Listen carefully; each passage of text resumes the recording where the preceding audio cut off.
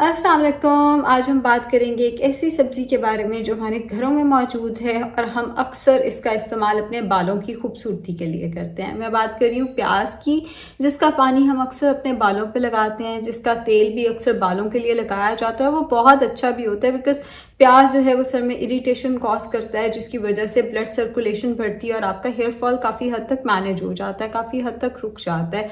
सो प्याज हमारी external beauty के लिए तो अच्छा है ही है, हमारी स्किन के लिए अच्छा है, हमारे नाखूनों के लिए अच्छा है, हमारे बालों के लिए अच्छा है। लेकिन इसको खाने के और क्या फ़ायदे हैं ये हम आज की वीडियो में डिस्कस करेंगे। पका के खाना चाहिए, कच्चा प्याज खाना चाहिए, ये भी डिस्कस करेंगे। एंड कौन लोग इसका इस्तेमाल ज़रा एहतियात से करें, ये भी हम डिस्कस करने वाले हैं।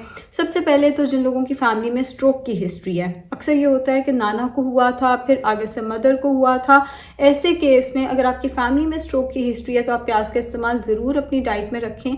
चाहे आप वो सालन की फॉर्म में करते हैं, चाहे आप वो रॉ वेजिटेबल सैलड की फॉर्म में करते हैं, ये स्ट्रोक के अगेंस्ट बहुत अच्छा है, हमें स्ट्रोक से बचाने में हेल्प करता है। बिकॉज इसके अंदर जो सल्फर है वो हार्ट हेल्थ के लिए बहुत अच्छा है। इसके अंदर जो पोटेशियम है वो ब्लड प्रेशर को रेगुलेट करने के लिए बहुत अच्छा है। सो सल्फर ना सिर्फ ये कि आपको दिल की बीमारियों से बचाएगा, कोलेस्ट्रॉल मैनेजमेंट के लिए अच्छा, बल्कि हमारी एक्सटर्नल ब्यूटी, हमारे नाखून बालों के लिए भी बहुत अच्छा है और हमारी स्किन के लिए भी बहुत अच्छा है।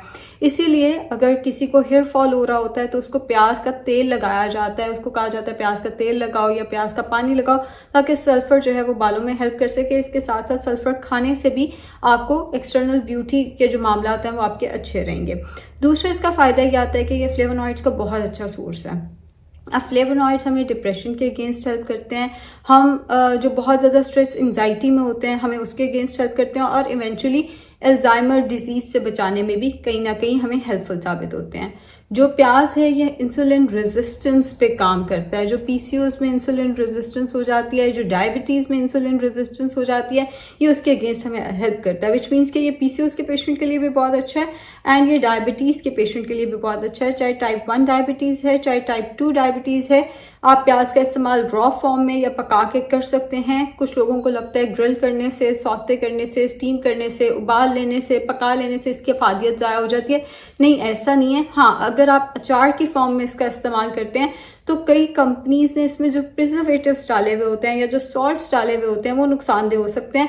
घर पे अगर आप इसका अचार बना लेते हैं या घर पे आप इसको पका के खा लेते हैं तो उसके कोई नुकसानात नहीं है, अनटिल अनलेस आपने इसकी कुकिंग किसी ऐसे ऑयल में कर दी है जो कि फ़ायदे की बजाय आपको नुकसान देने लग गया है। फिर ये विटामिन सी, विटामिन B6 का, मैग्नीज का एंड कॉपर का बहुत अच्छा सोर्स है। ये सारी चीज़ें हमारी क़ुव्वत मुदाफ़अत एंड हमारे मेटाबॉलिज्म के लिए बहुत अच्छी हैं।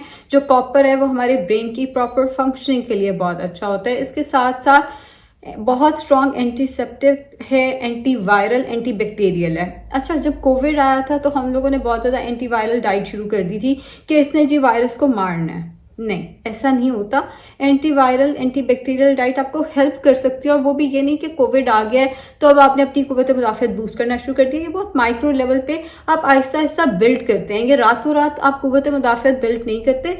प्याज जो है वो चूंकि anti bacterial, anti viral, antiseptic है तो आपको कुव्वत मुदाफ़अत बिल्ड करने में हेल्प करेगा। इसके साथ साथ जब हम इसको चबा के खाते हैं सैलड की फॉर्म में तो हमें लगता है कि इसकी स्मेल की वजह से हमें इसका इस्तेमाल नहीं करना चाहिए, या इसकी स्मेल इतनी बुरी है कि प्याज छोड़ के बाकी हम सारा सैलड ले लें। प्याज का आप इस्तेमाल ज़रूर रखें, आपकी ओरल हेल्थ के लिए बहुत अच्छा है। जब आप इसको चबा के इसका इस्तेमाल करते हैं तो जो मुंह के अंदर बैक्टीरिया है उसको ख़त्म करने में हेल्प करता है। और स्पेशली अगर आप इसका कॉम्बिनेशन लहसुन के साथ कर लेते हैं तो ये दोनों चीज़ें जो हैं वो बहुत ज़्यादा एंटी इन्फ्लेमेटरी प्रॉपर्टीज़ की हामिल हैं। यानी अगर आपकी बॉडी में कोई इन्फ्लेमेशन हुई हुई है किसी भी वजह से, किसी भी बीमारी की वजह से, या वैसे बॉडी के अंदर कोई फ्री रेडिकल्स हैं तो ये उसको सप्रेस करने में हेल्प करते हैं। सो वैसे ही हम लोग गार्लिक का इस्तेमाल यूजली करते हैं अपने खाने में। गार्लिक, जिंजर एंड अनियन, 3 चीज़ें जितनी हो सके अपने खाने में ज़्यादा से ज़्यादा इस्तेमाल किया करें। और इसके साथ अगर हो सके तो हल्दी एंड क्लौंजी का इस्तेमाल। 5 चीज़ें अगर आप रेगुलर बेसिस पे अपने खाने में शामिल करना शुरू कर देते हैं तो आपकी क़ुव्वत मुदाफ़अत भी ग्रेजुअली बिल्ड होना शुरू हो जाएगी। आप बहुत सारी बीमारियों से बच कर रहेंगे, आपकी सेहत वैसे भी अच्छी रहेगी एंड आप अच्छा भी फील करेंगे। इसके साथ साथ अब हम वापस आते हैं प्याज के फ़वाइद की तरफ। इसके अंदर जो एलिसिन है जो कि एक फाइटोकेमिकल है वो ब्लड प्रेशर को रेगुलेट करने में बहुत ज़्यादा हेल्प करता है। तो जिन लोगों को बीपी का मसला है वो इस पर नमक छिड़के बगैर, जैसे हम अक्सर सैलेड, असल में हमारा मसला ये होता है कि अगर किसी चीज़ का कोई फ़ायदा है ना तो हम उसको बना इस तरह से लेते हैं कि वो फ़ायदे की बजाय नुकसान देने लग जाती है। अगर आप सैलेड का इस्तेमाल करते हैं आप ज़रूर करें, लेकिन प्याज का इस्तेमाल सैलेड की फॉर्म में करना चाहते हैं आप ज़रूर करें, लेकिन उसके ऊपर टेबल सॉल्ट बहुत ज़्यादा नहीं डालना। हाँ, इस केस में आप पिंक सॉल्ट का इस्तेमाल कर सकते हैं। मैं ही कहती हूँ कि पिंक सॉल्ट का इस्तेमाल कुकिंग में मत करें। खाना आपने आयोडीन मिले नमक में ही बनाना है ताकि आपको आयोडीन की कमी ना हो। जो चीज़ आपने नहीं पकानी, जैसे सलाद हम नहीं पकाते, जैसे हम नींबू पानी नहीं पकाते, फालसे का शरबत नहीं बनाते, उस केस में आप पिंक सॉल्ट का इस्तेमाल कर सकते हैं। तो जहाँ तक बात है रॉ वेजिटेबल सैलेड की, अगर आप बीपी मैनेजमेंट के लिए प्याज का इस्तेमाल करें, यानी आप ब्लड प्रेशर की रेगुलेशन के लिए प्याज का इस्तेमाल कर रहे हैं, तो आपने पिंक सॉल्ट का इस्तेमाल करना है, टेबल सॉल्ट का इस्तेमाल हरगिज़ नहीं करना। अब कौन लोग इसका इस्तेमाल नहीं कर सकते? वैसे तो ये फाइबर का बहुत अच्छा सोर्स है, तो हमारी डाइजेशन में हेल्प ही करता है, लेकिन जिन पेशेंट्स को आईबीएस होता है उन्हें जनरली कच्ची सब्जियां सूट नहीं कर रही होती, और प्याज जो है वो थोड़ा सा आईबीएस को फ्लेयर अप कर सकता है। अगर आपको आईबीएस का मसला है तो फिर आपने प्याज का इस्तेमाल लिमिटेड क्वांटिटी में करना और कच्चे प्याज का इस्तेमाल नहीं करना। हाँ, आप सालन में जितना प्याज पहले से डालते हैं आप उसी को कंटिन्यू कर सकते हैं, उसको बढ़ाने की जरूरत नहीं है। अब अगर आप पूछें कि अनियन रिंग्स का या प्याज को वैसे कैरमलाइज करके उसका इस्तेमाल, तो वो इतना बेहतर नहीं है, बिकॉज अनियन रिंग्स पे हम लगाते हैं बहुत ज़्यादा बेसन या कॉर्नफ्लावर, उसको हम डीप फ्राई करके उसका इस्तेमाल करते हैं। बात फिर वही आ गई कि हम किसी भी अच्छी चीज़ का इस्तेमाल इस तरह से अक्सर कर लेते हैं कि वो फ़ायदे की बजाय नुकसान देना शुरू कर देती है, तो आपने उस सूरत में इसका इस्तेमाल नहीं करना। हाँ, रॉ वेजिटेबल फॉर्म में आप इसको घर में अचार बना के इस्तेमाल कर सकते हैं, आप इसको खाने में जितना हो सके उस तरह से इस्तेमाल कर सकते हैं, लेकिन किसी भी ऐसी फॉर्म में जहाँ आप इसको डीप फ्राई कर रहे हैं इस्तेमाल का कोई फ़ायदा नहीं है। और इसके साथ साथ मुझे एक और पॉइंट याद आ गया जो मैंने पिछली अपनी रमज़ान वीडियो में भी क्लियर किया था, मैं फिर क्लियर करती चलूँ। फ्राइंग के लिए सरसों का तेल इस्तेमाल नहीं करना। जदीद रिसर्च इस बात को कहती है कि फ्राइंग के लिए सबसे बेहतर है एक्स्ट्रा वर्जिन ऑलिव ऑयल या कॉर्न ऑयल या कैनोलिव ऑयल। सख्ती से सरसों का तेल का इस्तेमाल नहीं करना। अब जो मैंने बीच में एक बात की है आयोडीन मिले नमक की, मैं वो भी क्लियर करती चलूँ।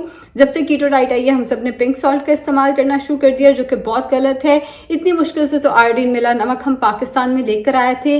जब आप पिंक सॉल्ट का इस्तेमाल करते हैं, स्पेशली घर में बच्चों को पिंक सॉल्ट का इस्तेमाल कराते हैं, तो बच्चों में आयोडीन की कमी हो जाती है, जिसकी वजह से थायराइड और बहुत सारी बीमारियां जो है वो बहुत ज़्यादा कॉमन हो जाती हैं।